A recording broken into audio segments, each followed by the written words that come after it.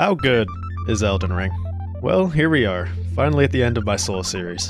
Over the past handful of months, I've played through the Dark Souls trilogy, Bloodborne, and Sekiro, and basically reviewed each of them on this channel. The last and most significant game is obviously Elden Ring, which is the most well-known and played game of them all. Elden Ring is the latest and biggest hit in the FromSoft catalog, most well known for their action RPG Souls-like games. Creating and fine-tuning a genre led to the release of 2022's Game of the Year, as well as its own DLC that was in the running for 2024 Game of the Year. So this game has an amazing list of accomplishments, as well as being so well received by the players themselves. The only bad thing is that I've already played this game before. On the channel is some videos of my DLC playthrough, but my original playthrough is undocumented completely. So this video will not be a completely blind playthrough like the rest of my series. The saving grace of this video is that my original playthrough was played so terribly wrong. In the open world game where you can explore to your heart's content and fight awesome enemies everywhere, I did the bare minimum in almost every category. My first build was underleveled with a greatsword, had no idea what was going on, and it was my first Souls-like game ever. So I was actually very comfortable in making this video based off of a replay, as this is the type of game where it only gets better with more knowledge. With a game as huge as this, there are so many things that you're bound to miss the first time around, so on the second time, here's how much I had to do. The game starts with the usual FromSoft cutscene, and by now I've said this about 7 times. This game has the widest lore of all the Souls games, so I'm actually going to keep it short. I've also said that about 7 times, but I swear I'm serious this one. Within the lands between, the map for the game, Queen Marika shattered the Elden Ring. At the same time, she disappears, leaving the lands between in utter confusion, and a war over the Elden Ring starts. The demigods all fight for control and come into shards of the ring, with none ever fully gaining control. The greater will of the Erd Tree loses hope in the demigods, and in a last-ditch attempt to save its power over the land, gives its grace to the tarnished of the world, leading to our character coming to claim the throne. Wow, that didn't take as long as the other ones. So for my character here I made Gerald, a nice looking man. I started on the wretch build with 10 points into every stat, and I'm naked with a club that was really calling to me. Wow, this really does feel and look so much better than the other games. What the fuck? When did it ever have that? Making his way to the motherland, Gerald dies like a loser and falls into a pit, where a nice woman meets us for the first time. Getting into the game, I did decide to do the tutorials again, just to remember the controls. There's also one man I need to face in here. With this... I'm kinda fucking with this club. Holy shit. Whoa, you're popping real quick. Cooking him. Whoa, Rick, calm down. Rick lets me pass after seeing my commitment, and I actually enter the lands between. Okay, is this the one? Yes.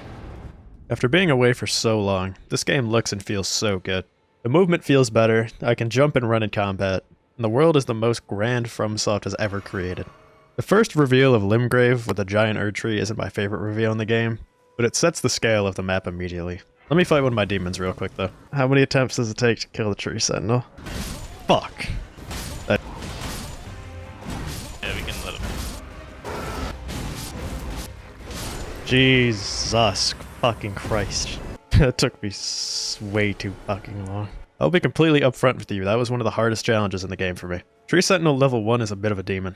It does show off the combat fast, where I can run, jump, and use the new Ash of War system to my advantage. The ashes are the special attacks or abilities you can put on weapons, making for much greater variety in what you can do with the weapons. From here I touch Grace in the nearby church, with a beam of light pointing me in the direction to progress the game. This is a very simple but effective way to tell you what to do next. Following the light, I rush towards the next Grace near the map for the area, and get my horse. The woman in the first cutscene was Melina, who thinks we have a chance of becoming Elden Lord, so she gives us the ability to level up, as well as Torrent the horse. In a game as wide as this, we need a way to get around, and Torrent will be our trusty steed the whole way. At this point is when any new player can go a vast number of ways and explore so many places. From the start of the game, there are 2 major areas that are explorable, being Limgrave and Caelid, as well as 2 more large areas through the use of some shortcuts. At this point I didn't know what I wanted to do in my run, so I just went to the nearest cave on a map and laid waste.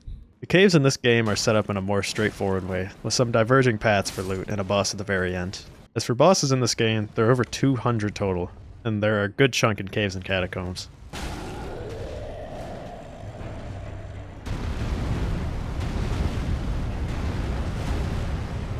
Oh my god.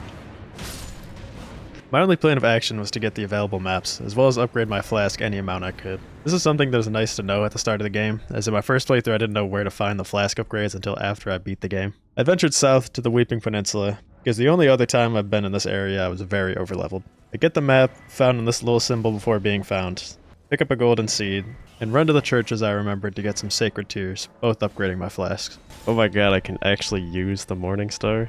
This is basically just a club. It's in the same category. Oh, bleed buildup. First time ever. That was awesome. Oh my fucking god. What? 0 fall damage? Holy shit. This is the first boss wall I've actually seen in the game. This guy's gonna kick my shit. I can sense it. Dude, I low-key feel bad using the jumping heavies.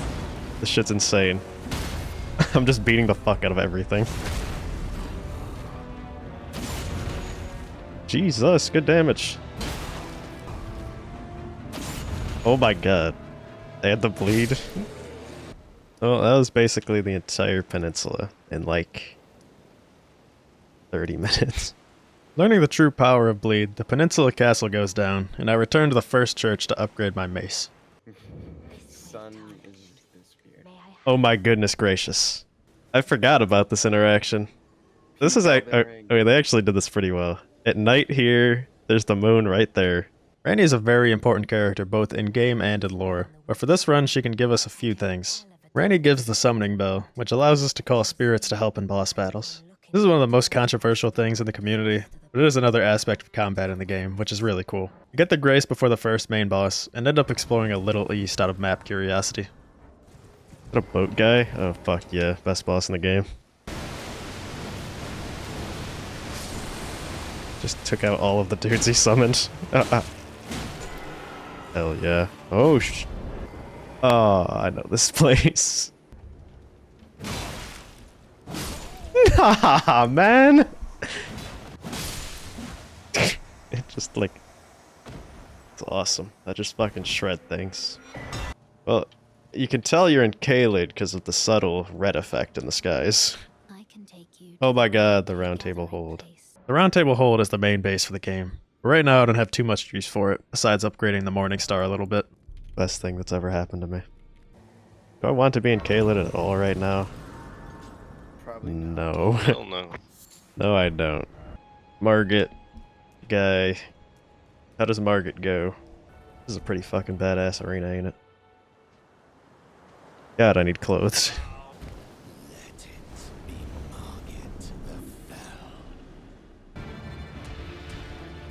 Holy... holding that shit. Oh!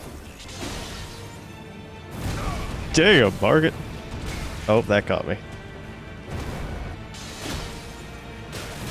Fuck, why does that have a hitbox?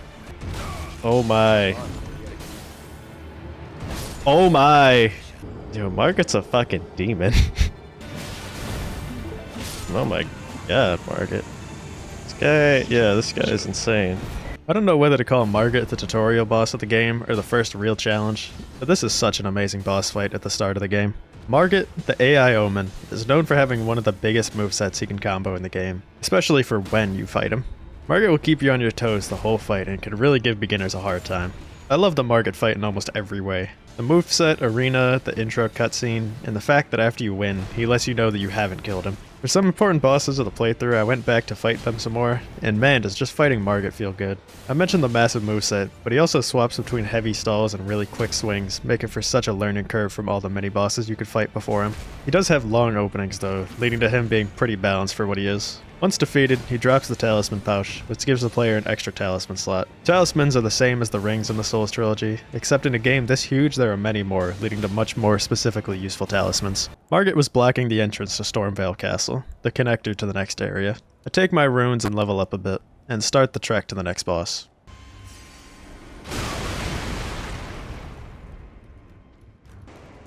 Oh my god. I have pants. Oh my... Wait, this is... I did not realize how fast you could get to Forgot his fucking name. Holy shit. Has he always staggered his attacks this much? Yo, this guy's kind of fucking scaring me right now. What's going on? Oh, I had no stem. Oh. Oh my god! What? Fuck is he doing? Oh, it's the half health. Hope he's yelling.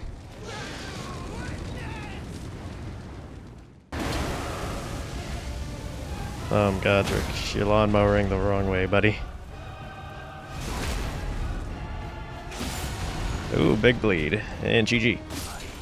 Godric is usually seen as easier than Margit, due to the slow nature of the fight. There are many more opportunities you can get to hit him. He is the stall god, though. Some of his attacks are almost comedically slow, which, depending on the person, can make it difficult. He's also the first boss you can style on, by jumping over his ground attacks. His phase 2 transition is actually pretty cool, which starts before the cutscene with him cutting his arm. His second phase is actually not too difficult compared to most, where he only gains some fire breaths you can dodge by being right on top of him. Overall, Godric is a fine boss, but nothing too spectacular. He honestly has better cutscenes than I remember. Killing him gets us our first Great Rune, of which are only held by a certain few important bosses. Each Great Rune is part of the Elden Ring, and can be taken to these specific towers to unlock their abilities. I think now is a good time for me to mention something that I was wondering the whole time during the start of this playthrough. How easy is it to get overpowered in this game? If you've watched Elden Ring content, or really explored the game and build possibilities, you can get insanely strong in this game if you know what to pick up. My question was, how easy is it for the average player to get really strong and blast through the game?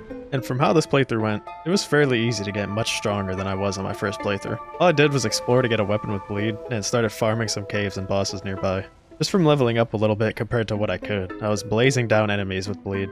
After this playthrough, I think the game is actually easier than I thought before, but that only makes sense with an open world that there would be so much to do. From first-hand experience though, watching two of my friends play the game for the first time with the Bloodhound's Fang bleed build makes it easier, but it still isn't a walk in the park. After Stormveil, we officially enter the next area of the game, Liurnia. And let me tell you, this is where FromSoft's ability to present an area without a cutscene is truly amazing. I mean, look at this fog fade away. Going down into the lake, we see the area is contained by two side parts, and the middle being, well, a lake.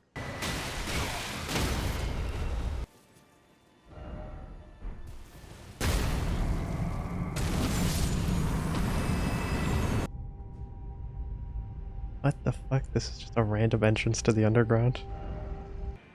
Yeah, I'm just in the I had no idea there was just a random fucking elevator to the underground over there.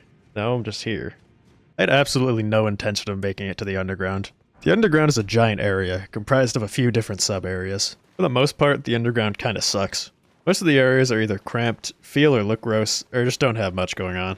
There's also almost no area you can use torrents in, which I've realized makes the areas much worse except for certain cases. Map has been found. So I gotta go up the damn... Oh, I do not like that guy. Oh no, it's so red. Don't be what I think it is. What the fuck? What is this? Yo, where am I right now? This sucks. Kind of a cool view though, I guess. I found big skull emoji. I don't think I've ever been in this spot specifically. Oh shit. Oh, I see him. The fuck is it doing? What the fuck? This is such different than what was just happening. Aw, fuck off. What the fuck is that? Come here, you little fucker. Oosh. I think I don't know where to go in the underground, and I think that's okay. I'm gonna leave the underground completely. Oh my god. Yo, this fucking bear. Ow. Some expert use of the Erdtree avatar to kill the mobs. Holy fuck, I just got clocked. Oh my god, I forgot the physic. Catacombs. I first a few catacombs in this run. caves in this game are alright. They get you towards the boss pretty straightforward. The catacombs, though, are pretty terrible sometimes. Not only do they feel worse to look at than the caves, they have such an annoying layout compared to them. For the catacombs, they all have a puzzle aspect, which just makes them so annoying sometimes. Some of the catacombs aren't too bad, but I didn't feel like doing almost any in this run. Oh my god. Why is that the solution for this dungeon?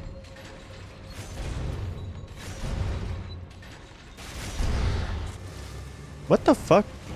Oh nice, I'm stuck. Wow, this catacombs is shite. Like, just literally, what is the point of this boss fight having these 3 fucking skeletons in it? Just be the boss. Holy fuck, this thing is aggressive at the worst times. Yeah, then it just watches. Fuck you.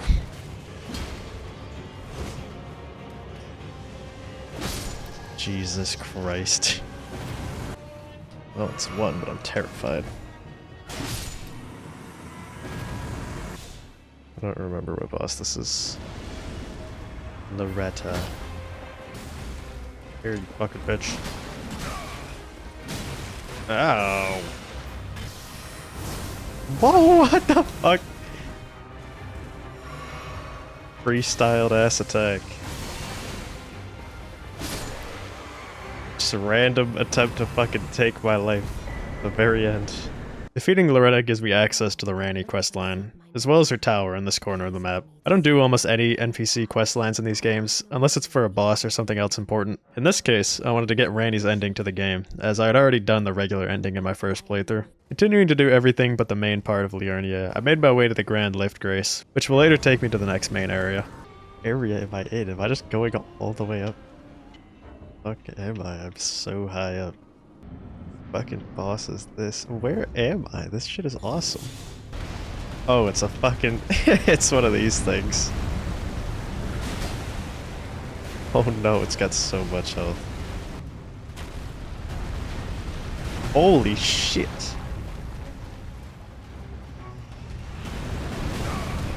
Oh, I'm in a second phase now. Okay. Maybe it wasn't so bad. Oh, big ass sword?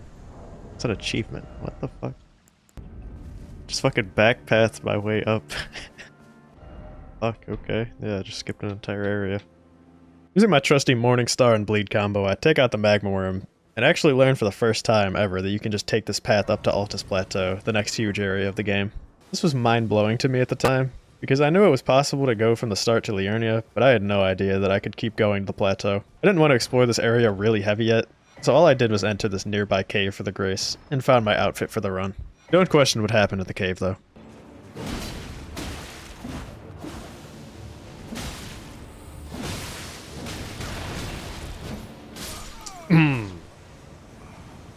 Alright.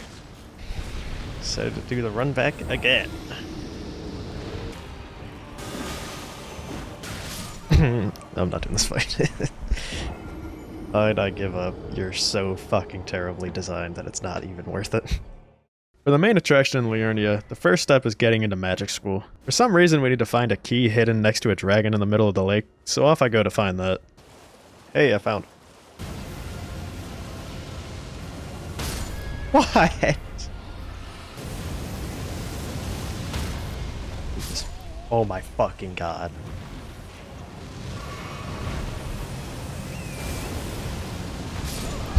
Holy shit. This boss fucking sucks.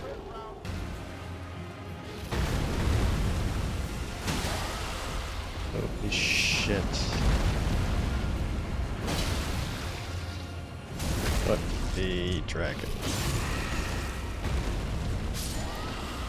Dragon fights in this game are okay, but man, the fire is interesting sometimes. The key was right next to Smaragd, so I fought him for nothing but a bag of chips and some honor. With my new key, I enter into the Academy of Raya Lucaria, with goals of beating the head of the Academy, Renala.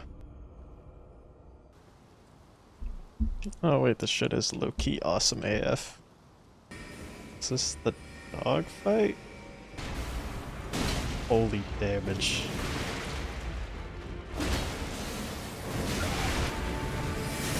Oh. Oh shit. doggy.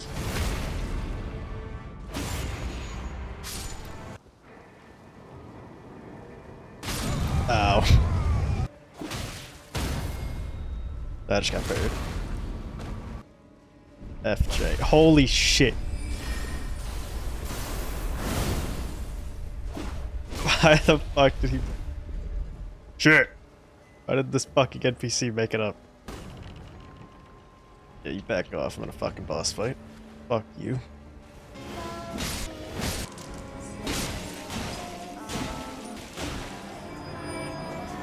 Oh, I did not think I would be able to two-phase her. Oh shit, oh shit, oh shit. Yeah, I'll just eat that fucking. Oh! Oh. What the fuck? I don't recall. Why is this guy here? Does he go away or... Yeah, okay. That was a little... Oh, I want to hit the fucking boss. Don't... Why did it auto-lock to the wolves? I'm mad geeked. Oh, Sigma! This... Like, I know she's the magic boss, but she's got a lot of fucking moves. Cut. Ow. Awesome ass arena. Defeating Renala does two things. First, gives me access to Rebirth, which gives me the ability to change my stats. And the other thing is give me my second Great Rune, which if I skipped ahead would give me access to Lane Dell, progressing the main game. I did have intentions of beating all the good / main bosses, so from here I went to fight an optional Radahn and Caelid. Caelid is the most insane area of the base game. Not really in difficulty, but more in everything else. The sky is blood red, the landscape is rotten and dying, and the enemies are pretty scary to match. For the most part I didn't explore Caelid, and mainly moved straight towards Radahn. Whose a big ass skull is this?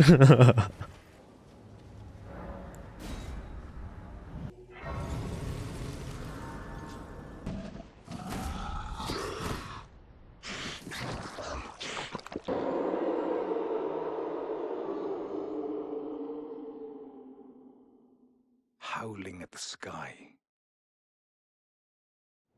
But now. The fucking zombie.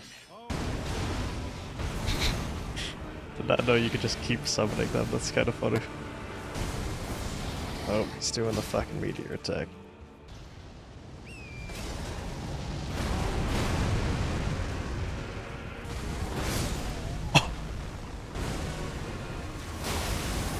Oh my fucking god. Yeah, I guess I should just pay attention to the meteors 24/7. What the fuck is that shit, Radahn? Oh, okay. What the fuck is this attack? I'm just healing, bro. You can try to one-shot me, I guess. Alright. Like... this guy's a fucking freak. Radahn is honestly a pretty crazy fight. Even as strong as I was, he still took me a little bit. Fighting him solo is something that I haven't truly done besides this refight, and he feels pretty crazy by yourself. Fighting him normally means summoning a bunch of NPCs to fight with you, which is cool to watch as well as fits Radahn's story. Watching NPCs fight is also really funny no matter what, so this is pretty enjoyable to do. Second phase has some crazy attacks, which depending on what happens can catch you really off guard. This is a really cool fight though, and it almost counts as a gimmick fight in my mind, making for a very rare good gimmick fight in these games. After winning, Radahn unleashes the stars he was holding back. Who knows what that truly means. And it does give access to a different underground area, which progresses Ranni's questline. Knowing I would be doing it at some point anyway, I sucked it up and went back underground. Yeah. Get the Mimic tier now. God, my fit is tough. Jesus, alright. Well, we have the Mimic tier now, if I ever need it. I'll talk about the Mimic tier really quick, as this is something pretty important in the game. This summon allows you to clone yourself, making the game really easy if used in the hands of someone capable. This is something I've only used once, and don't plan to use it again. I don't hate the existence of the Mimic tier like many other people do, as you can play the game however you want. This is something that some players should use, especially if they really do need it to beat the game. I do think though that if you are capable of beating the game with some struggle, you shouldn't use it, as you take away one of the aspects of the gameplay, being the difficulty of the boss fights and really getting to learn the joys of succeeding after the struggles. That's enough for me, though.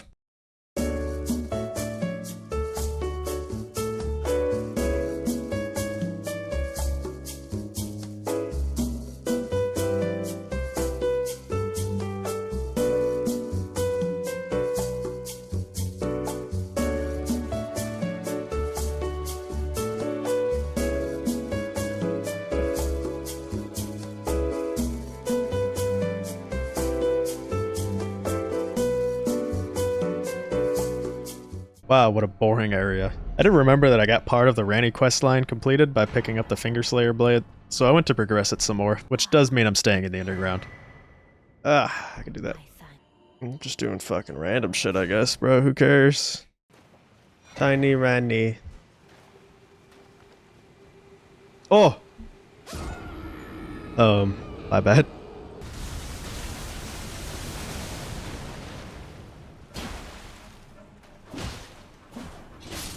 Who the fuck is this guy? What? What the fuck is that? How did I get hit? I'm leaving this area. I just couldn't do any more in the underground, man. It's so boring. I went to pick up the other medallion half, which is for some reason in this random fort as well, instead of some normal area or from a boss. The pretty area. The pretty area that I skipped too early anyway. Finally back in the Altus Plateau. This might be my favorite looking area in the game. The golden sky with the fall atmosphere is amazing, and it is one of the few areas I think the Erdtree actually makes look better in the sky. This is the next giant area of the game, having the plateau, Mount Gelmir, and Lanedale. My first playthrough I never really explored it much, so I took my time here. Oh, this isn't even like the map. This is like half the map. We got... Oh my god, it is.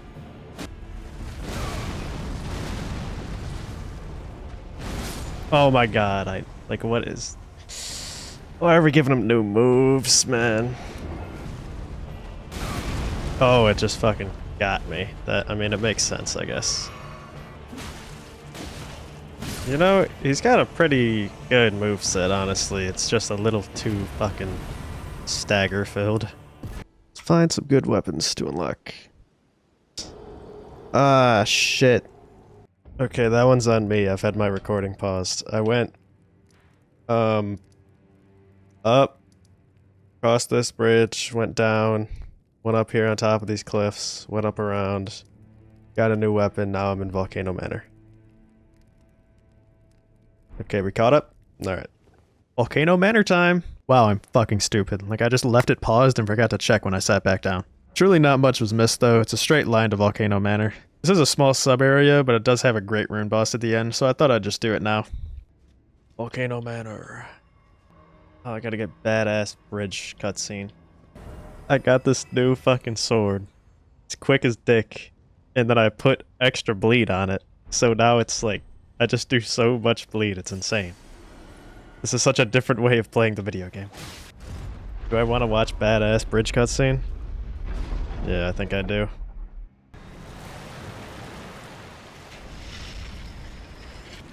Look at this fucking bridge raising. Look at this awesome ass cutscene somebody made. Alright, yeah, it's good enough. Oh! Right, can a brother one tempt a godskin noble?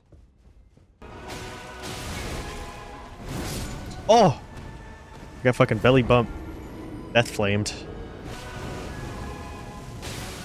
Fat dork out of my fucking game.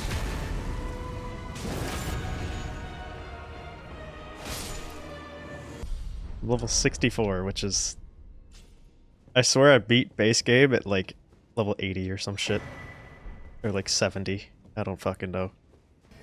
Literally this, right? Is the boss? Yeah. And I remember liking Rykard. I remember liking the weapon. I remember liking the fight. Let's see if that holds up. Yeah, this is such an insane arena and boss. What the fuck? I got one shot. I never seen that happen. Dude, why the fuck is that attack just one-shotting me? I've never seen this in my life.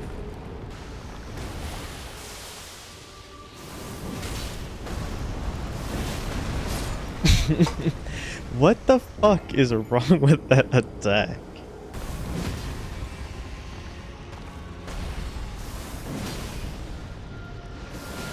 Okay, Jesus. Why is that one attack at this first phase so demonic? It's so this cutscene is so insane. This is such an insane boss fight. You know, I planned to heal, but it didn't happen, so I just kept attacking. Oh yeah. Random flaming hell skulls. Yo, what the fuck? Why are there so many? I'm gonna get nuked. God, this fight is so similar to the Ludwig fight. Like in ideas, not in like gameplay, but... Oh, that was fucking clutch. Give me the cinematic, bro. I missed.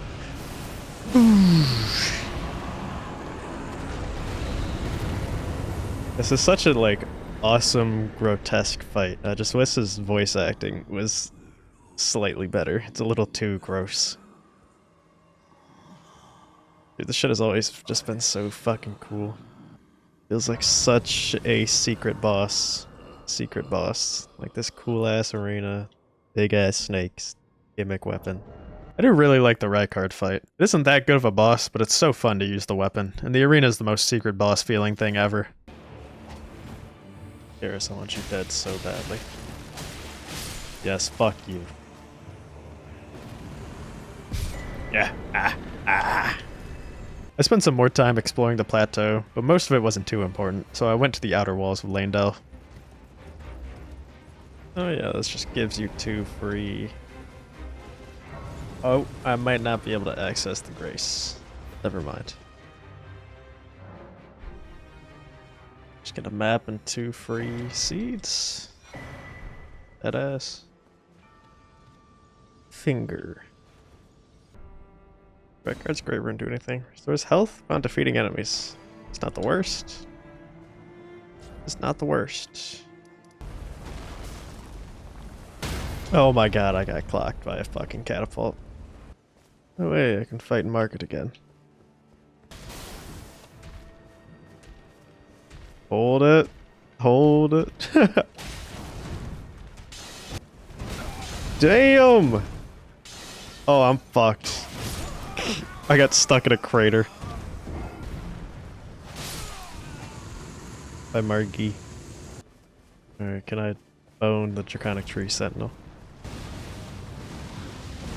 Hey, Draconic Dickhead, can I use my fucking heal? I don't remember it literally turning around after attacking to insta-fireball you if you pot. That shit's a little aggressive.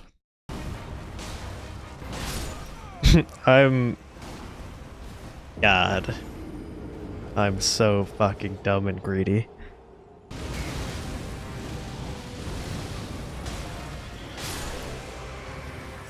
Jesus, that thing hates me. The Draconic Tree Sentinel. What a guy. Now actually in Leyndell. Look at this other really cool area reveal.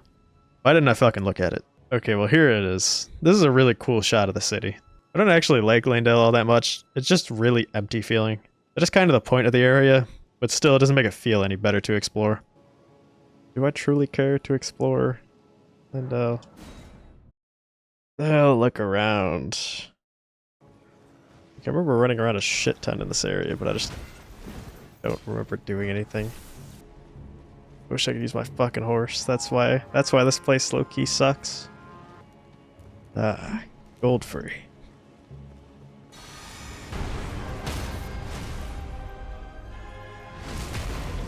Godfrey has such a good moveset. Get back Godfrey. Decided to fight him later on. I'm gonna feel really bad if I just like wallop the shit out of this guy. One of my favorite bosses in the first playthrough, because I was stuck for like 3 hours. God, my fit is tough. Those two are not dead yet. Mikola and Melania will take a little bit longer. Oh my god, I forgot about his Damascus fucking knife. Oh, the bleed is fucking massive. I feel bad. Hammer is still dastardly. Not deny. Oh fuck, I fucked up the timing. Oh shit! He got me. Like, he's so good. He has so many fucking moves. They're all clean. Like a multiple weapon move set. Oh, I didn't dodge. Why'd they do my boy so dirty with such a low fucking health bar?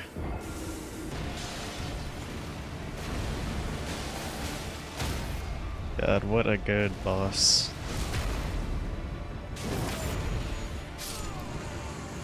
Oh my god, I love Morgat. He has all the things I mentioned in the Margit section, except he's now in the middle of the game, allowing the boss to be tuned up with more moves and combos. While not only being a cool rematch, he has a giant Damascus blade and is in another good arena, right up against the Erdtree. The issue with this fight though, and it's a pretty big issue, is the fact that the devs didn't give him nearly the amount of health that he should have. For as strong as you can get when you reach him, he is so squishy.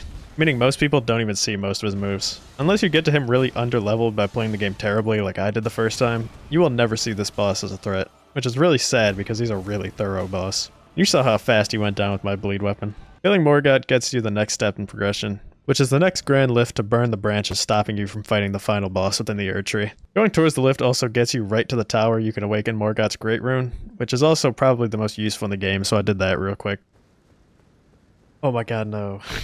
Fuck, I remember this fight. 4 kings.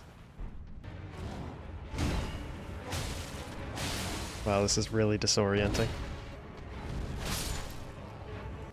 A sad fight I just had to do. But it'll be worth it, so I'm gonna get such a health boost.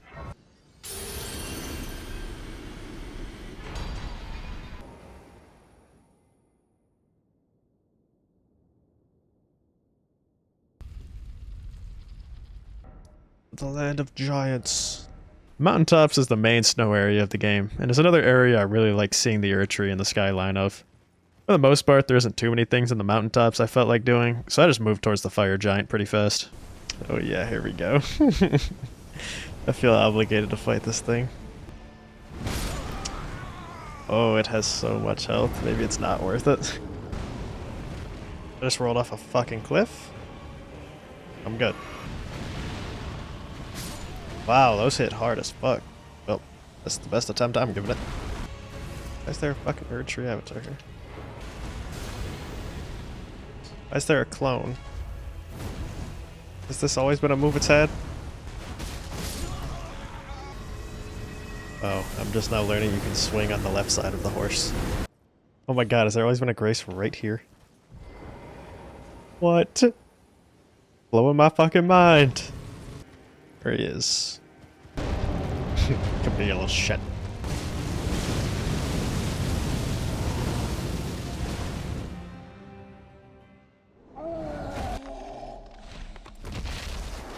God, how did that happen? Just fucking standing there and his leg snaps in half. Jesus, where is this fucking bleed proc? Oh no, no, no, I'm on fire, I'm on fire. Fuck. Fuck. Bro, if I got that one fucking last bleed that I needed, I just kill him. That shit's easy and over with. The movement. Precision. What a fucking gamer. Huge bleed proc. Yeah, this guy knows what's good. There we go. Just waiting for the bleed. Oh, that shit was not bad at all. If you fought the fire giant without any status effects, you know how fucking terrible this boss can be. But holy shit, with bleed fighting this guy feels kinda good. I get to just beat up this cripple and he almost can't do anything about it. Actually knowing what can hit you also helps, so I was confident in just swinging away at the ankles and toes until he died. Going up to the forge, Melina burns the Erdtree to give us the chance to continue our quest, and we at the same time are transported to Fromsoftware, probably the most insane looking area reveal in the game. At this point in the game, I was probably properly leveled, at level 88, and a plus 18 out of 25 weapon. The thing that makes me still think that this game is so easily breakable is that I had 4 pretty okay talismans, and my sword was so extremely strong because of the bleed. Fromsoftware is not an easy area whatsoever, with 3 main bosses that are all fairly difficult. There are also many buffs in the game that I haven't mentioned yet, that I'm not using any of. Let's watch my time in Fromsoftware. Do I want to attempt to kill this fucking thing? If I see a bleed proc and it's like low-key fat, I'll do it. Okay, it's doable. Well, this thing is kind of helpless when you're at the feet. Oh, those are front feet. Yep, that's not good. Fuck!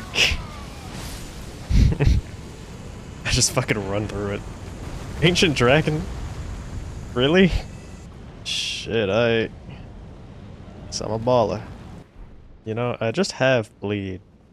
It's probably so doable to do Placidus X now. Well, team, I'm at Godskin Duo.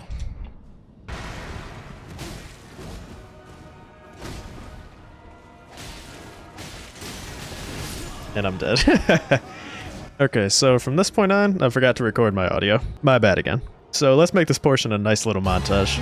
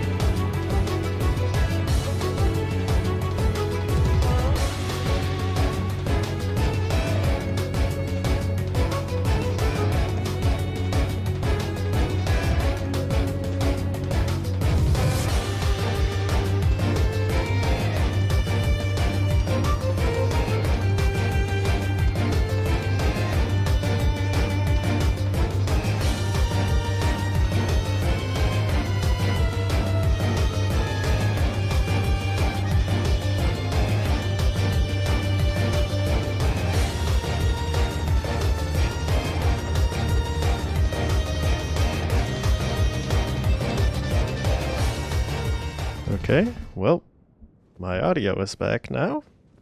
Now look at this fucking hard. Okay, sound's back. Let's take a breather. The Godskin Duo is a mandatory fight that is usually pretty annoying. They have a pretty fat health bar and are two separate enemies, but if you know how to play the fight by waiting until they separate, as well as having bleed, it's not too bad. Placidus X is a secret boss, and probably one of my favorites. He's not really that good of an actual fight, but everything else is really amazing. The intro's sick, the arena's awesome, and some of his moves are cool. I did do him somewhat early though because of my confidence in bleed, which paid off. Malekith is a fight that I do not like too much, and speaking of, let's go back to that. I just hate that the first phase can just decide at complete random to throw out a fucking handful of rocks at me. The second phase, alright. Dodging it this time. That's on me, my bad. Like, Malekith is so awesome, but I hate how fucking floaty he is. Jesus fucking Christ, you can't hit him. I think I just don't like this fight. I think this fight sucks. Dude, like, he just fucking throws rocks at you, it's so... my dodge didn't go through. Oh my god, I died of the fucking fire. This boss is something. Oh my god. What the fuck do you mean that tapped me? Ew. Jesus fucking Christ. That boss... It's split between, like, really good and so shit between two phases. Malekith is easily one of the coolest bosses in the entire series, but I don't really like this fight. Not only is the first phase really bland, I have a hard time enjoying the fight when he can choose to be so floaty and passive. Sometimes it's fine, but sometimes he throws rocks at me 4 fucking times in a row when I think I can finally hit him.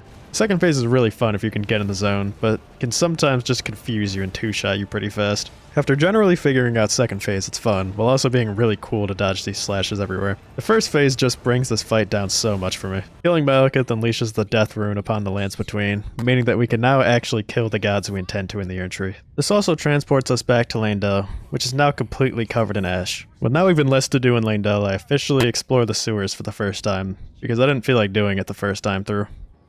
Got 220k runes for that. Gotta find Sewer Moog. I swear I went into the sewers in my first playthrough, but I didn't find Moog. I mean, I gotta be on the right trail. Yeah, that's a Moog item. Blood loss in vicinity increases attack power? Wait a minute. Dude, I did not know the sewers were this fucking huge. I'm literally just doing the Dark Souls 1 sewers again. This shit is so sad. This is a shortcut of some sort. No, it's another fucking catacomb. This is not what I want. Wait. It's just a boss room. Please. Oh my god, I found him. Oh, come here. You're a little dick. Wow, that's hit me every time. That's some weird timing. Heyo. Clutch stagger at the very end of the fight. Nah. Well, oak down. A 100k and an achievement? Let's go. I wonder how many people like found Sewer Moog and was like, wow, this guy's got a pretty fleshed out moveset, and then they don't find Underground Moog because it's infinitely harder to get to. Beating Sewer Moog actually gave me a really useful talisman, giving me a damage boost for 20 seconds after getting a bleed proc. From here I move on to the final boss, which is basically a 3-part boss rush. Time to go do Sir Gideon Ofnir. Hello Gideon, I'm gonna backstab the shit out of you. Shut your bitch ass up, bro. Dude, he's a fucking demon, I can't with this guy. Oh, like what? Fuck. Oh my god, it's happening again. This guy's the hardest fucking boss in town. Oh! What? Holy fuck. That guy sucks. Fuck Gideon, he a bitch. Time to one attempt Godfrey. Godfrey's got a bit of a health bar. Oh, I did not know that was the whole arena.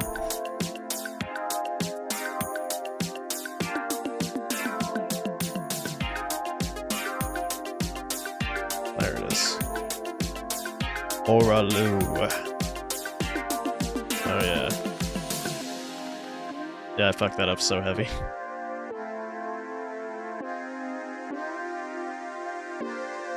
Really? Okay. No, I'm stupid! Oh my god. Holy shit.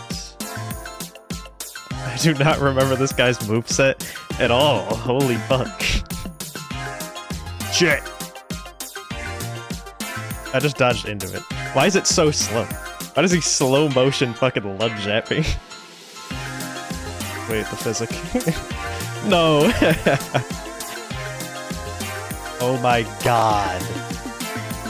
This motherfucker is insane. I have never realized this guy was this difficult. No way, no way. Oh my fucking god. Oh my god! Oh my god! Godfrey is a really good boss, especially at the end of the game. The first phase is the classic human 1v1, which are usually some of the most fun fights in the series, and this proves true once again fighting Godfrey. He is really consistent, fun to fight, and doesn't really do anything annoying. The second phase though, was beating my ass for some reason. Poor Lu was just so floaty and quick compared to what I remember. This guy's completely different in this phase, putting the axe down as well as the lion, and bringing out left fist and right fist. He has 3 different grabs that are all terrifying. His normal combos are really confusing to dodge past and can turn around and still hit you at the end. And just really keeps the pressure on you. Really good fight though. And thus, the only thing left is the final boss, Radagon. Except I need to unlock my Ranny ending real quick, so let's do another montage.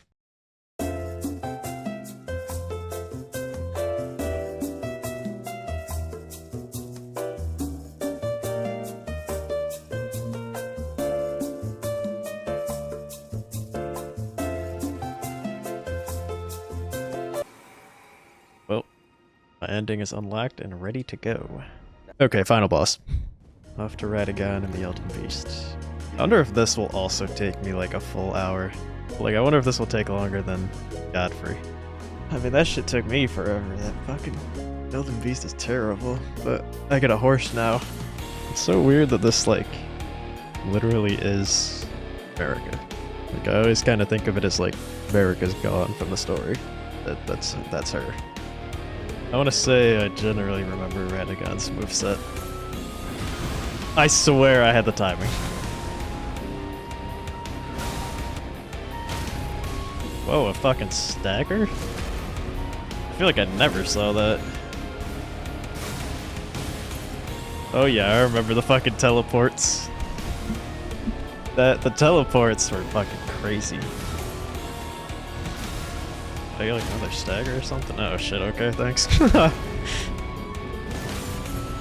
Elden Beast attempts fucking 1 out of 800. How many times does it take? God, imagine like the potential if they gave Elden Beast a good moveset. Like Elden Beast pulling out of the fucking ground and turning the boss into a sword is low-key kind of badass, but then you figure out that it's a runaway gimmick fight and not like a fucking brawler. It's so shit. We can't like literally nothing hit me on the horse. Oh, this is so much better. Oh. I guess that's pretty fucking bad on the horse. Yo, Torrent makes this shit so much more enjoyable. Oh my god. Torrent just got fucking shot. What? Let me move! Oh, the fight's still terrible.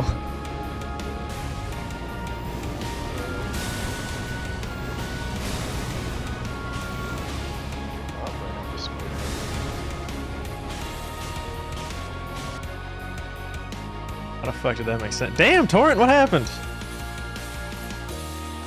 Can I move?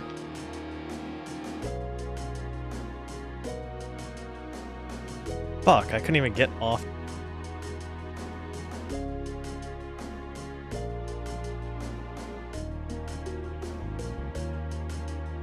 I can't with this boss. This.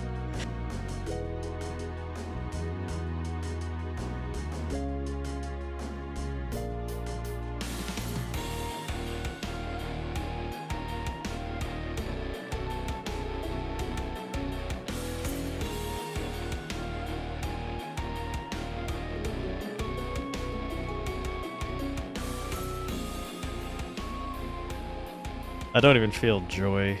This thing sucks so much. I mean, at least the arena looks really cool. Nothing about the Elden Beast is really fun to fight. Radagon is amazing though.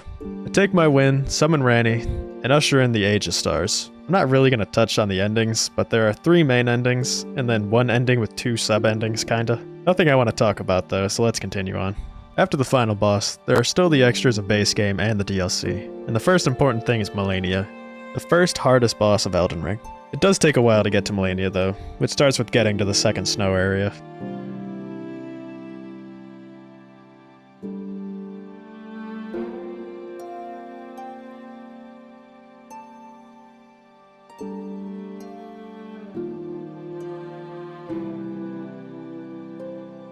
The Halleck Tree is the last huge area of the base game I haven't been to. It starts at the top, I have to work my way down through some pretty crowded areas to get to the bottom. Melania, Blade of Mikola, is one of the best bosses in this game, and is known as one of the hardest in all of gaming history. That's probably not true, but it makes it cooler to fight her. I'm thinking about it, like, I'm trying to get this fight over as fuck, but, like, I got this and then Moog, and that's the end of the base game. I tried to get a bleed, I just missed. Oh, no, why did I fucking heal? Yeah, obviously she's gonna fucking pile driver my ass. Watch, she'll do it again. No way. She's so fat and ugly. Ooh.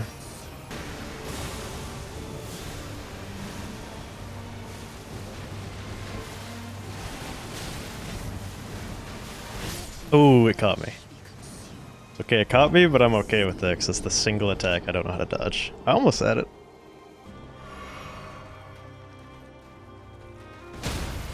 Haha.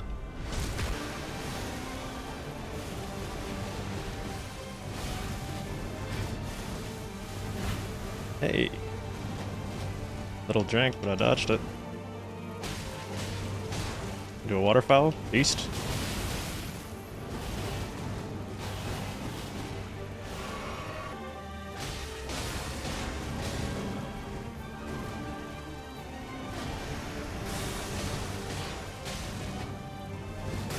Well, it looks like this is the end of Millennia.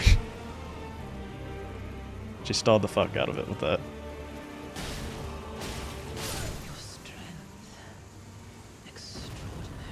What a good fight. Millennia is such a good boss. One of the very few downsides I would say is that the arena feels a little ugly to me. Otherwise, the only other issue is the waterfowl. The waterfowl is the attack where she flies up and unleashes the 3-part flurry of mass annihilation, which is near undodgeable. Without boss movement manipulation or being really far away, it will hit you, and many people say this fight is dragged down because of it. I kinda agree, but at the very least I did figure out how to survive 100% of the time at close range, making the fight much better instead of fearing for the waterfowl every second. Besides that, she has a really great moveset through and through. She's pretty aggressive with a lot of combos, but also gives you opportunities to heal. Everything is dodgeable if you go the right way, and she can be hit out of most of her attacks if you know when you're allowed to. This is probably the best boss of base game, in almost every single way. She's a hard secret boss, has 2 cutscenes, 2 phases, a great moveset, feels great when you beat her, and a good story. This is a perfect boss if the waterfowl could be completely dodged consistently. The very last thing which I wanted to do in the base game was fight Moog, which also gives me access to the DLC. I also changed weapons to Millennia's sword for a change of pace, and also because it still had bleed. Do the Millennia sword for the DLC. Millennia, giant Millennia cock sword. Wait, this actually feels awesome. Is my hand not connected to it on the upswing? So you're telling me this would not be good for boss fights? I mean, you're not gonna be able to get it off, He's not so bad. unlike most 95. bosses, but Deep down, he's Oh. not far.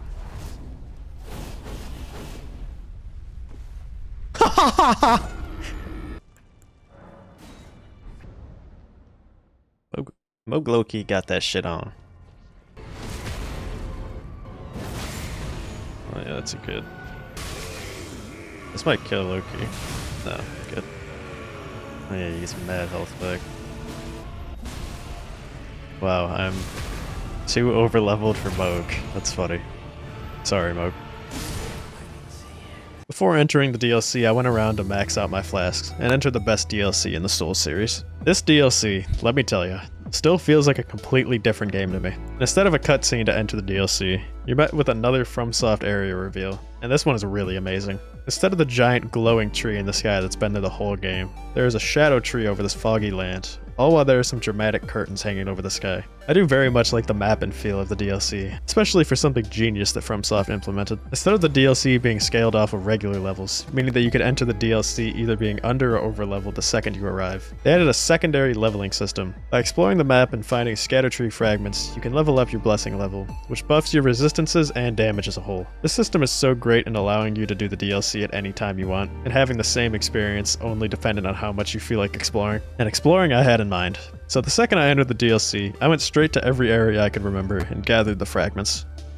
Something that I really like about the DLC is that compared to the DLCs of the past, they kept it fairly open and explorable like the base game. Right off the start, you can go to a few different areas and bosses pretty quickly, and through the use of one spirit spring, you can skip what is basically the biggest gatekeeper of the map. Doing this for the first time was really fun, as in my first playthrough I just suffered to victory until I got through, and I wasn't feeling like doing that this time around. Yeah, Fromsoft is really good at grand fucking screenshots.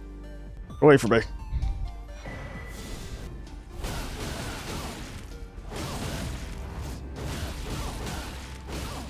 Wow, I think 4,300 damage is pretty good there. Yeah, I'm not ready for the fucking Egon yelling. Oh my god, Egon, chill out. Jesus, this thing. Why do you vest this? Cheater.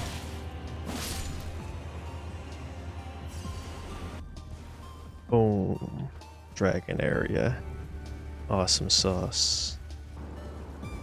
Is this the jump to Bale? Yes. Well, I made it to Bale instead of the map on accident. Well, I'm still running around. I wanted to talk about some of the areas while I ran through them. As for bosses, I mostly unlocked all the graces right before them in my journey. I really like the look of most of the DLC areas, with a few exceptions. Some of the areas have a sort of glow over them, with the very start having an almost fog, and the Shadow Plateau having a golden glow in the sky. I went through the jagged peak to reach Bale's Grace, and this area feels like Caelid on meth. Instead of at least being able to run around, you're on a straight shot towards many dragons, all while there are insane storms raging against you. The area between the peak and the coast isn't very full, but has a very unique color palette of gray everywhere, except for the very vibrant red flowers covering the ground. The actual coast is one of my least favorite areas, but looks very pretty at points. Other points it looks kinda gross with muddy waters. The underground looks grand, but kinda sucks. Who would've thought? At this point, I was blessing level 8, with the soft cap being at 15 if I remember right, all out of 20 max. So being fairly strong, I went to the first main boss, which is right off of the path on the entrance to the DLC. I think I've done enough map exploration, let's actually go do something now. Oh shit, this guy's beating my ass. Oh, okay. I guess we got that type of range. Alright, first DLC boss.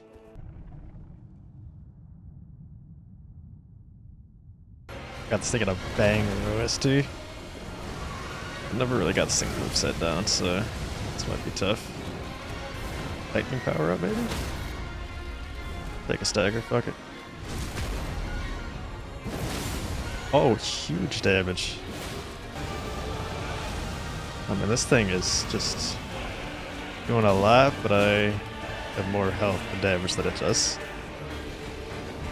This thing might be the Stagger King. Fuck Godric, this thing's crazy. Well, down.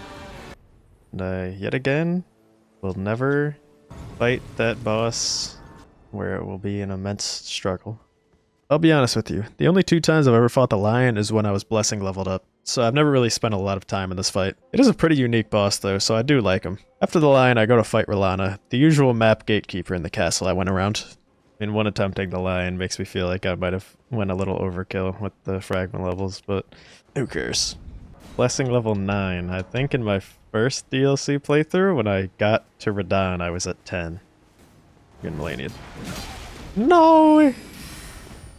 Bitched my ass. He did it again. Fuck you. Yep, just get me this grace. So last time I fought R'Lana took about 4+ hours. Let's see if this shit still takes 4. Oh, I did the thing again where I think it's Melania and I can hit her mid dash. Oh, you didn't do you did the quick one. Oh, that's free damage. What am I doing? Whoa, holy fucking tornado. Yeah, I mean, she still fucking got it. Ooh, big fucking damage. A quick 9k burger? It's pretty good, I think. Alright, here we go.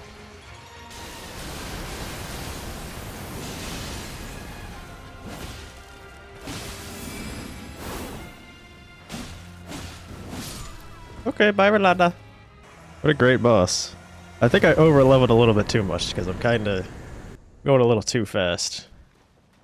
Lana is one of the few fights I felt like refighting in the DLC. Not because they're bad, but because I was like 10 bosses deep already. Rolana is one of the most well put together bosses I fought in the series. With a lot of mix-up and combos, she is very intimidating, but because she uses 2 swords, it's possible to start styling on her by knowing what sword swings you can walk around. My first playthrough, it took me about 5 hours to beat her, so I really got to know her moveset, and it feels so insane until you learn it. You have to dodge the right ways as well as knowing when her combos end, depending on where you're standing, leading to a very interactive fight. In the second phase, she powers up the swords, and all of her attacks get more insane. She gets more magic, explosions, and starts really taking over the fight. Overall, this is one of the best fights designed in this game, and one of my favorites at the same time. As for Lana, I already explored the map, so I went to explore Mesmer's giant library castle, which is one of the most confusing areas I've ever walked through. I did want to try to fight Bale a couple times first though. Would I rather do Bale or this fucking area? I'll do Bale so I don't over-level the shit out of myself. Alright, let's give Bale a couple quick attempts here. What the fuck? Did that attack always have that many parts? Why did that just hit me? Hello? I dodged that, alright. I remember why I didn't like Bale that much. He's awesome, but you can't fucking hit him 80% of the time. Yeah, I think I don't... Like, I could beat Bale now, but I do not feel like doing it. No, let's do a fucking hippo. Oh, it just caught me with the other one. What? How did I not get another dodge? What the fuck? That slow, stupid-ass crab.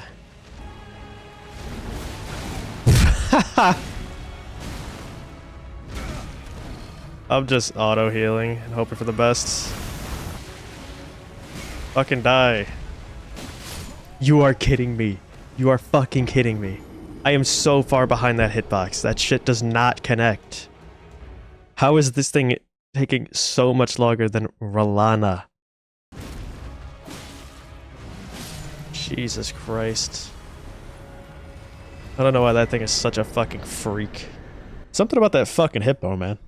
You know, I'm kind of not excited to explore this fort here. This thing is like the biggest maze ever.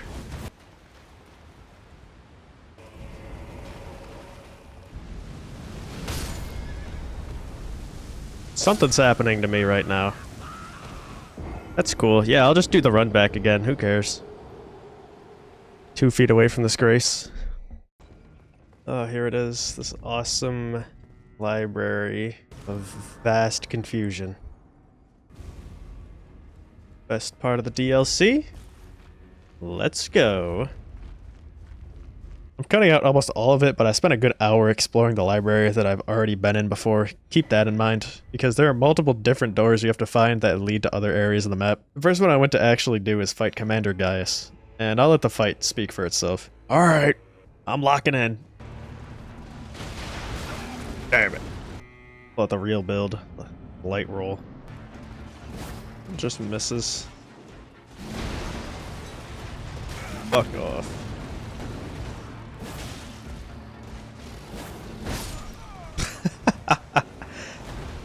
Who made this shit-ass boss? I'm just like... A human designed all of these attacks. Actually, like, a human designed that in that hitbox. What a fucking moron. And then you can't even hit them afterwards? Nice. Come here, dipshit. Yeah, I have a fucking turn. I have a turn to hit the boss. It's so fun. It's such good design. Great stagger, good health, like possible. Oh, that's good. Oh, that's good, that's good, that's good. Isn't it hilarious that that's a remembrance boss? Like, that's an important boss, that guy. And here is at least the very good prize for beating that fucking boss.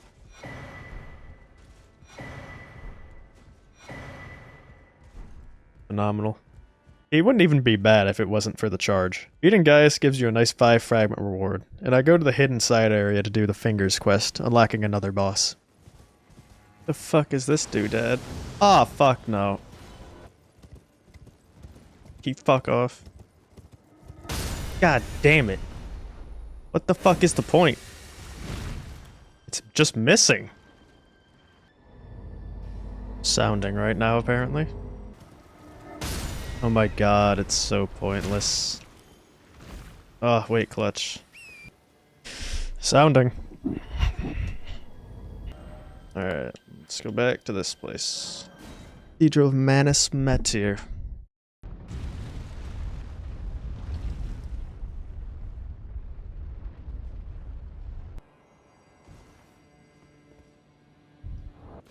God, this is such a crazy fucking boss. Oh, oh, Jesus. I do good damage, but this thing's so fucking weird. Okay, it's actually just not even worth trying to, like, get to the side of it. Oh, it spawns shitters. I don't remember that. Oh, it's doing the fucking... Oh, shit. Oh, I'm at the side of the map. I'm so fucked, I think. I don't know what's happening. Holy shit. Oh my god.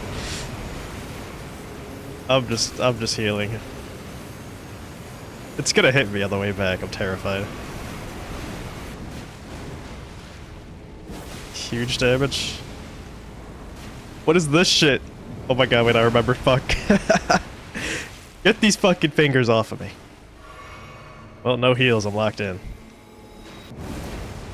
Wait, imagine. Just don't fuck up. Kill. Oh shit!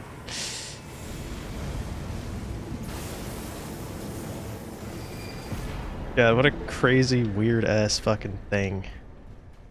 This shit low-key has the, almost has the like Rykard insanity level feeling. For me, Meteor falls into the cool but not that good of a boss section, and I don't even think most people like this fight or have even done it at all. I give Bale another attempt and then went to fight Mesmer. This is one badass sword. God damn, you know, Bale is so cool, but like, I don't fucking like fighting him. Mesmer. Something I noticed, the DLC cutscenes, they are so fucking long. Bro, his fucking hands go below his knees. And he's got long fucking legs, too. That just missed. I don't know what's going on, but I feel so unnatural on the sticks right now.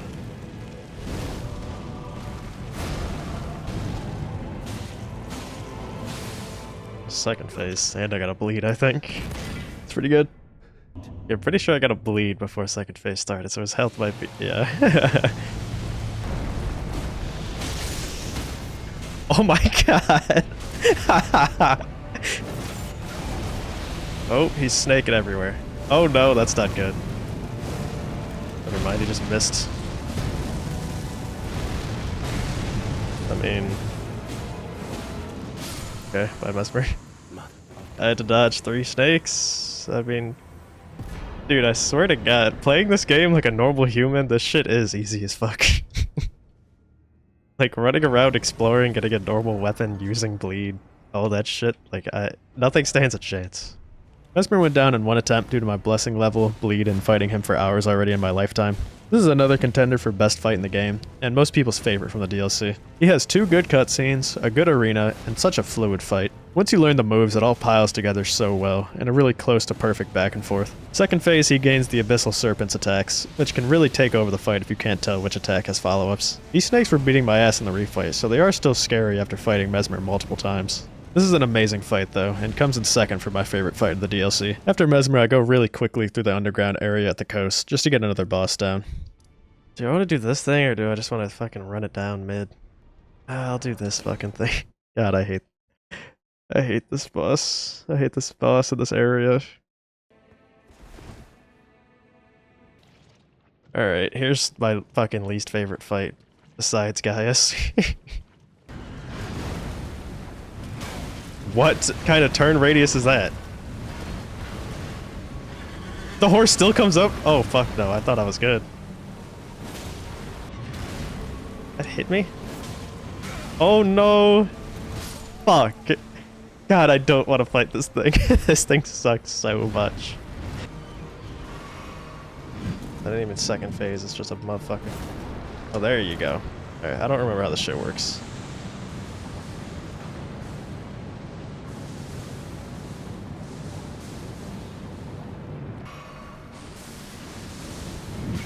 Whoa! That is a crazy combo. It just forced me to jump and then threw a fucking boomerang in my legs.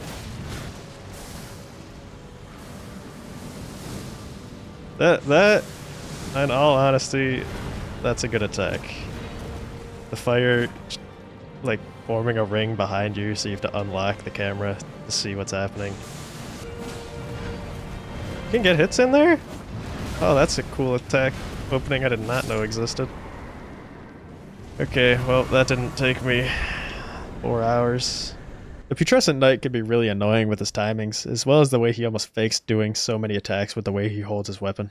Not much else to do in the underground. I've struggled with Mesmer's Castle again until I found the door to get to the next boss, which also falls into the really cool but not that good category. Oh. Giant sunflower. I remember this fight. I just have to wait to hit the fucking face. And the fact that it have meteors. Okay. A little bit of damage on my head. More. Okay. First life cut. Oh shit. What a crazy attack. Oh, what the fuck? This freaky ass. Oh my god, it sent the tree flying. Oh, it did damage. Oh, it has actual health. What the fuck was this attack? That's kind of sick, actually.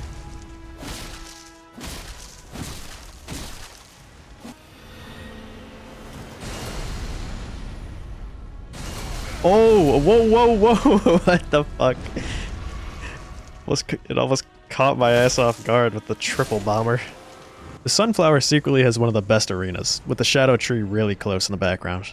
The 3 life gimmick is also really cool to see, catching many people off guard on the first playthrough. One of the last bosses to fight has the most interesting but annoying path to reach, by having to go through one specific catacombs just to reach the area he's in. And you know my opinion on catacombs. After beating the really weak but kinda obnoxious boss at the end, you enter into the Abyssal Woods, which is one of my favorite looking areas. The area does suck though, it's way too big for what it needs to be. This area has this type of enemy that can only be killed by parrying it, so I was just running for my life. Do I get a fragment? Nice. Ah shit, it found me. Oh, it teleports? Oh, I didn't know that. I'm gonna get frenzied, I'm fucking... Ah shit. Help! Help me! Wait, he's low-key chill. That did not get me, that did not grab me. Wait, I'm good. What is that? I don't even think I made it to this area. Oh my god, I didn't. I just ran so far that it gave me a stake in the next area. You ain't gonna see nothing. Fuck. I'm right there. Touch! Shit!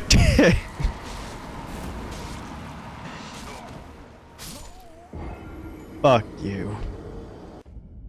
What? Why am I so far away? A long way from the start of the area, I make it to Midra's Manse, and a quick run through I make it to Midra himself, which is a really cool fight in almost every way. I can see and hear Midra fucking tweak it out. Oh my god. Quit it. Normal Midra used to be a little dickhead on my first playthrough. He'd fucking grab me all the time.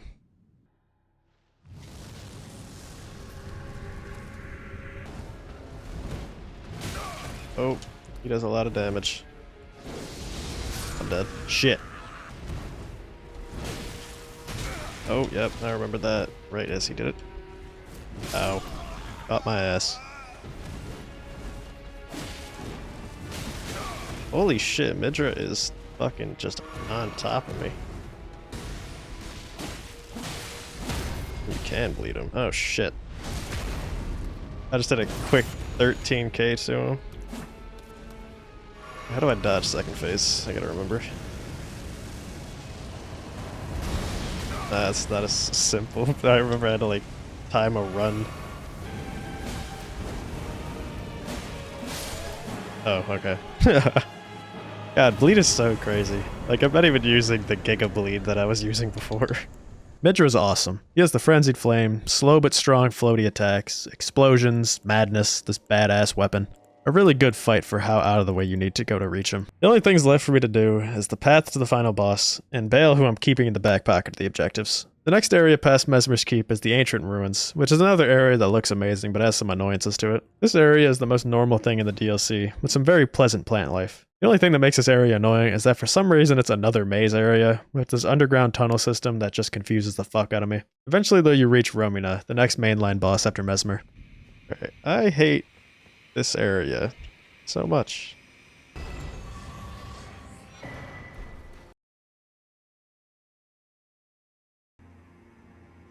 I think I'm 2 feet away from Romina.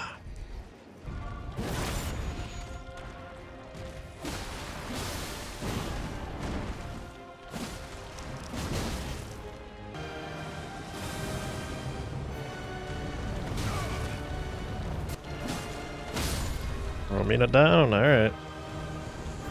Such a average boss. Romina has some interesting moves due to her centipede body, but mostly she isn't too crazy. She does have some cool looking attacks with the butterflies at least. After defeating Romina, we can burn the seal blocking us from entering the final area, which is the most lethal area of the DLC. Enir Elam is the grand, golden climb to the top, with many insane enemies. One last area. Wait, no, that's not true. Fuck. Bale the dragon. God damn it. Just before the final boss is the last gang fight of the game. Letta, the NPC that thought you were here in the realm of the shadow to follow Mikkel, is pissed after learning that you want to kill him. And you have to enter this at least 2-person gank. Depending on how you interact with some NPCs in the DLC, it can be up to 5, which is really shit. I was ready this time though, as I had the NPC Melter as my Ash of War. I'm not fucking around, give me this guy. Wait, I just have to do the Ash of War. I forgot, lol.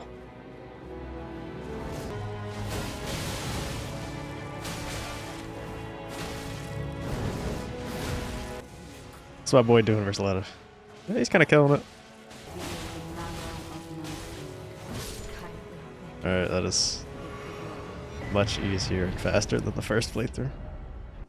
I think I'd rather just get rid of Bale and then I kill Radahn and it's over, ladies and gentlemen. Finally, at the final boss, there are some precursors I would like to mention. Number 1. This is the most insane boss that FromSoft has created and published. Number 2.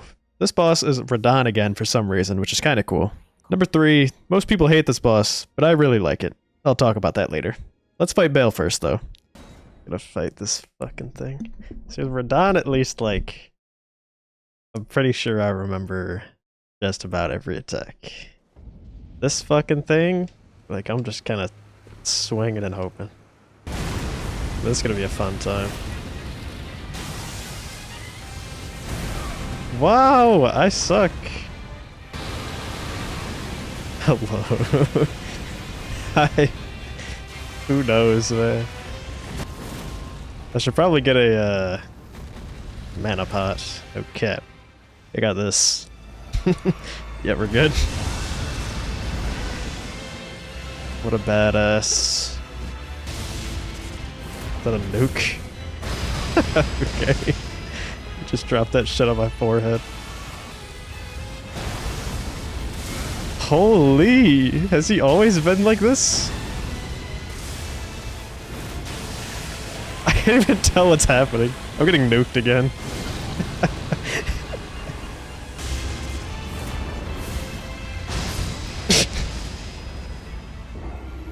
Okay.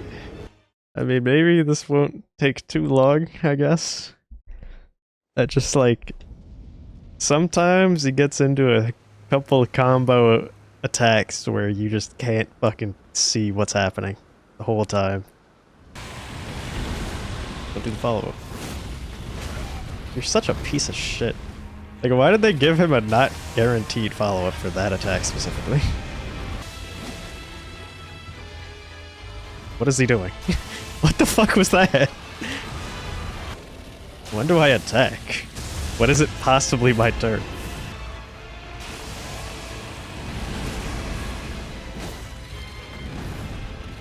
That's so stupid. Like, of all the attacks to have a follow-up, that one is like a terrible choice. It's one of the few times I'm just allowed to get a hit in.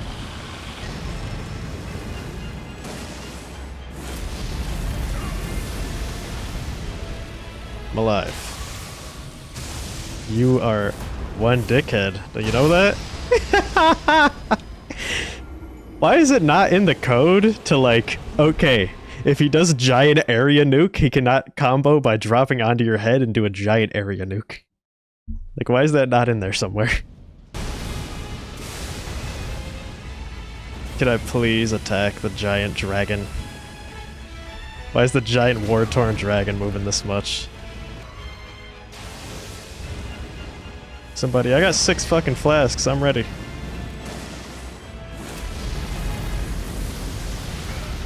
Almost.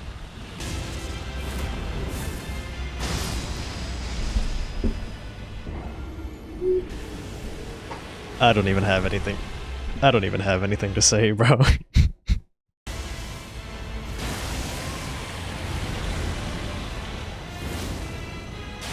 Oh, fuck no. Sit your ass down, man.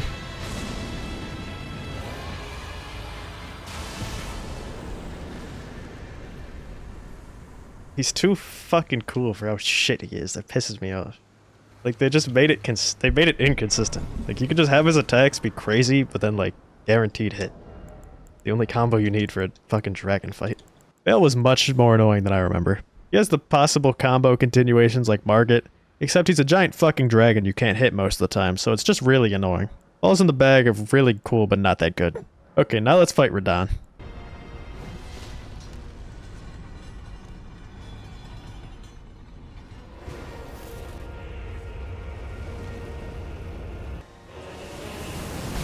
Oh no, that's a terrible start.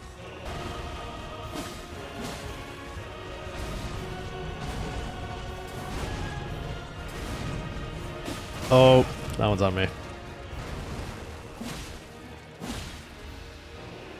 He's got so much health. God, this thing is freakish. If you grieve for this world, then yield the path forward to us. Drop the nuke. Fuck. Oh, there it is. Whoa, I got a bleed proc. That's awesome. Oh. Pussy? Fuck. Holy shit. I'm tracking. You know, I kind of wish they made the frame trap faster instead of slower, because that would look really awkward. What a terrible attack it was. It was just like, it sucked and it was annoying, but in second phase it's terrible because then you just get hit by the lasers. Like, that's the only reason it took me like 12 hours to beat him. You could have taken less than half of that without that fucking frame trap. Oh, okay. 2, 4, 5. That's pretty terrible, but you know, it gets the job done. Whoa, first time doing this.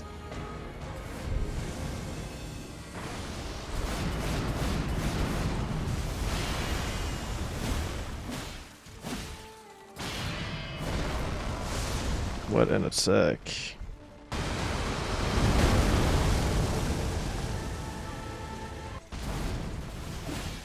I'm never getting it. Oh. Well, I guess we go again. Jesus.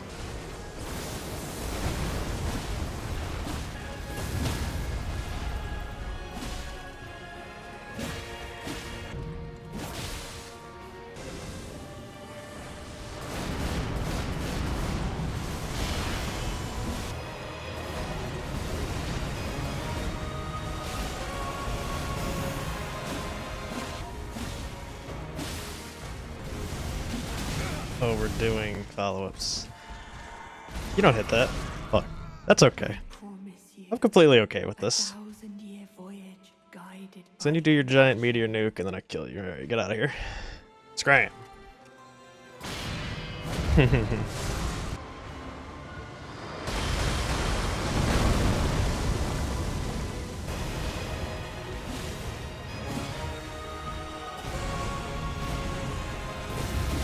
One more. Come on, Radon. Got it, brother. Up. God, I love that fight. Very lame from every type of standpoint, but very awesome to fight. Radon is my favorite boss of the DLC, of the entire game, and of the entire series. Radon literally doesn't have most of the things that people like in an Elden Ring boss, but he has things that I really enjoy. He has really consistent and kinda lengthy combos, very few mix-ups, and all of his attacks end with giving the player an attack opportunity. In Phase 1, he isn't that crazy, but you still have to work through the giant health bar that he has. The real fight starts in Phase 2, where Miquella hops on Radon's back. This second phase was something of awe when it first released, as it was almost impossible to learn every attack on your own. While hitting extremely hard, now having beams of light that restrict your movement, forcing you to dodge closer to Radon, he gained these crazy clone barrages that were so insane to learn. I had to look up a guide like a week after the DLC dropped, and it felt like I would have never figured these moves out. This is the type of boss that makes you think the fight is impossible, but after you learn the moves, it's just so consistent and fun to go toe-to-toe with this final fight. Something great that I got to experience this run was the nerfs made to the fight, that were less of nerfs to me, but more like making it the way it should be. The biggest change is the cross-slash frame trap that was near undodgeable, and obviously not the way it was intended as it was changed to be a dodgeable attack. So after the changes, this fight feels so amazing to me. Many people don't like this fight for a multitude of reasons, but after being in the fight for over 15 hours now, I've come to love it in a gameplay sense. That's GG on the Elden Ring playthrough. What a good game. Let's get my final cutscene. God, this really should have... There should have been something at the gates. Well, everybody, let's watch the final cutscene. And the last thing I will do in this playthrough. I hope this is really awesome for what I just did.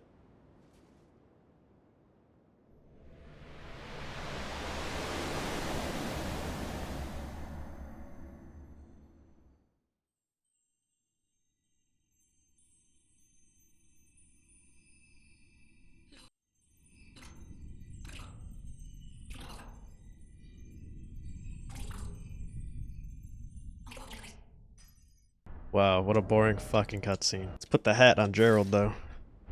Let's fucking go, Gerald. 34 hour? Not even that long, Jesus. At the very end of my playthrough, I get one last cutscene showing us Miquella's decision to use Radon for his plan, and not really showing much else. But that marks the end of my playthrough, and the end of this section of the video. Again?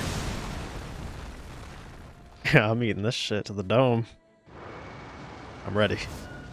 Oh man. That would have been so awesome. In my other Souls videos, I usually talk about the bosses for a bit, and maybe the story and some other things. For this massive game though, there are so many things I could talk about that it would almost not be possible. For starters, I'll just talk about the bosses, which I will stand by being the most important thing in these games. I've heard so many people talking about more mattering in these games than the bosses, which is true, but they are incomparable to as important as the bosses. This is a genre built around difficulty, being at its best when the bosses are designed well. Elden Ring has the greatest lineup of bosses of any game FromSoft has. What I consider the main bosses, being the Remembrances and a few extra, are so much better than the main bosses of the Souls series in the past. Most of the other 170-some bosses I more consider mini-bosses because they still have the health bar, but are small challenges in the open world or at the end of caves and catacombs. But the main bosses you fight in this game are so amazing across the board. FromSoft was able to create such good bosses with many different playstyles, with only a couple falling short. Overall, the main bosses in Elden Ring I think are better than almost every single other boss in the older games, as much as some people want to downplay them. I enjoy challenges in these games as much as any other person, and Elden Ring really allows you to learn these combos and attack bosses for a really good feeling playthrough. What I think is the second most important thing, especially in this game, is the map and atmosphere. Obviously this game has the biggest map of the series, and it has some of the best atmosphere at the same time. Older games like Dark Souls 1 and Bloodborne have a really cool interconnected map, like a Metroidvania game, but I think the open world of Elden Ring still makes for a better map. As for the atmosphere, I think this is something that many people overlook as being as important as it is. When you're walking around the game, it's important to feel like the area you're in has a certain vibe to it that makes you actually enjoy being in it. This is something that I really liked in Bloodborne, where the areas were extremely unique with how they all looked, with many horror parts to them. Elden Ring does a fairly good job with how distinct the areas are. While being one connected open world, there are still very different settings displayed throughout the map. Caelid and Limgrave are connected and are completely different. The Erd Tree is always looming over the map, even in the very top in the mountains. The Underground isn't my favorite, but still has some good looking spots, as well as multiple areas. The DLC continues on in making good looking areas, really cementing the fact that FromSoft can make cool scenery. Another pretty important thing is the weapons and other items our character can access in the playthrough. While I only have 2 playthroughs and have barely actually used any weapons, I've watched loads of gameplay of what's possible in this game. There are so many weapon types, magic, sorceries, ashes of war, summons, and other things I'm probably forgetting. On top of this, there are so many talismans and armors you could use to your advantage, which I don't even know like half or less of them. Like I said earlier, if you really pair together everything you have at your disposal, you can make some cool ass builds or completely decimate the game. In this giant ass game, there are so many opportunities to make whatever you want, and you could also just respec to use any weapon you think looks cool. Those are the 3 main parts of gameplay in Elden Ring, and something else important to me at least is the story. I'll say that the important things of the game is the 3 parts I listed before, because those are the actual video game you're playing and interacting in, but the story adds to it if you really like the game. I'm still not going to get into it, but there are so many story videos on YouTube if you want to watch them. Many are really high quality as well because of how popular this game is. There are many, many more things I could talk about before I end this video, but I honestly don't think I've played enough of it to keep talking about most of it. In the end, this is one of the best games I've played in my life, and one of my favorites at the same time. I really love playing challenging games, and this fits a good in-between of exploration and difficulty. If you haven't played this game, I obviously recommend it, as well as the rest of the Souls series. If you've actually made it to the end of this video, I thank you, as this series hasn't really taken off, but I'm now officially done talking about these games, until a new one releases. So, until the next game.